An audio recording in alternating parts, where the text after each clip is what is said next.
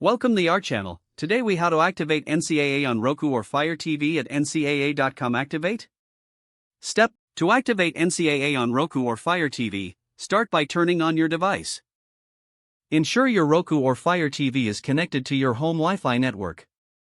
Next, navigate to the App Store on your device.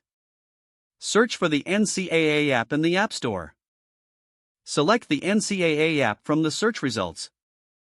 Click on Install or Get to download the app. Once the installation is complete, open the NCAA app. After the app launches, you will see a prompt to log in or activate your account. Select the option to activate your device.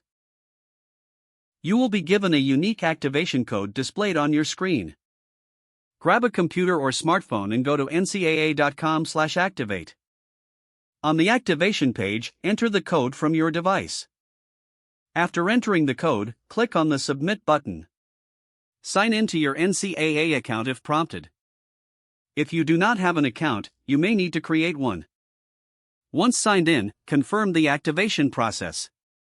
Return to your Roku or Fire TV. The NCAA app will refresh, and you should now have access to the content. Enjoy streaming your favorite NCAA events. If the page does not load, refresh the browser or try again. Make sure you are using the correct email address, then retype it carefully to avoid small typos. If your password is not accepted, use the reset option and create a new strong password you can remember. Check your spam folder for verification or security emails, then complete any requested confirmation steps.